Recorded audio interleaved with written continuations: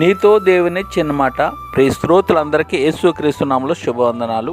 ప్రియులారా, బాగున్నారా? మీరందరూ బాగుండాలని, వాక్యం చేత స్థిరపరచబడాలని మీ కొరకు ప్రార్థిస్తున్నాను. ఈరోజు దేవుని వాక్యము కీర్తన గ్రంథము 1వ అధ్యాయము 5వ వచనం. కాబట్టి న్యాయ విమర్శలో దుష్టులను, నీతిమంతుల సభలో పాపులను నిలువరు. నీతిమంతుల మార్గము యెహోవాకు తెలియను, దుష్టుల మార్గము నాశనమునకు నడుపును.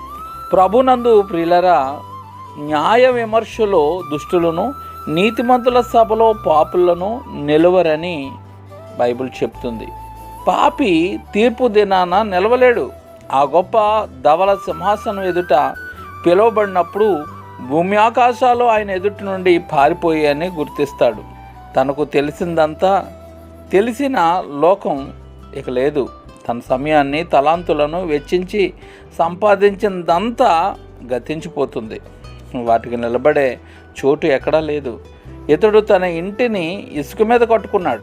తీర్పు దినాన అదంతా తుడిచిపెట్టుకుని పోయింది. బ్రిటన్ యొక్క గొప్ప రాణి అయిన ఎలిజబెత్ స్పెయిన్ అధికారాన్ని నాశనం చేసి ఇంగ్లాండ్కును పోపు యొక్క అధికారం నుండి, తప్పుడు సిద్ధాంతాల నుండి కాపాడింది.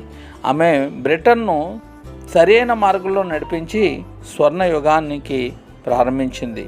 45 సంవత్సరాల పాటు ఎంతో అద్భుతమైన రీతిలో పరిపాలించింది. ఆమె ఖచ్చితమైన ప్రొటెస్టెంట్ అయినప్పటికీ దేవుడు అనుగ్రహించే రక్షణను గురించి ఎంతవరకు తెలుసో మనకు తెలీదు.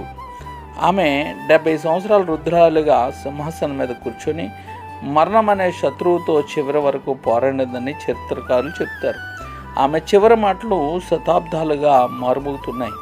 నా సమస్త ఐశ్వర్యం, నేను కలిగినవన్నీ కొంతకాలం మటుకే నాతో ఉంటాయి అనేవి ఆమె చివరి మాటలు.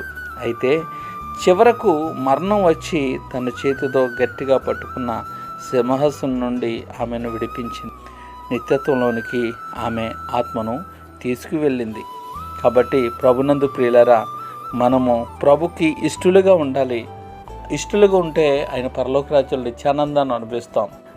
ఆయనకు వ్యతిరేకంగా జీవించి భక్తిహీనత కనబరిస్తే నిత్యనాశనానికి వెళ్తామనే విషయాన్ని గుర్తించి ప్రభుకు నమ్మకమైన వారికి ఉండి మెండని దేవుళ్ళు పొందుకునే వారికి ఉందాం. God bless you all. దేవుడి మాటలు దీవించును గాక.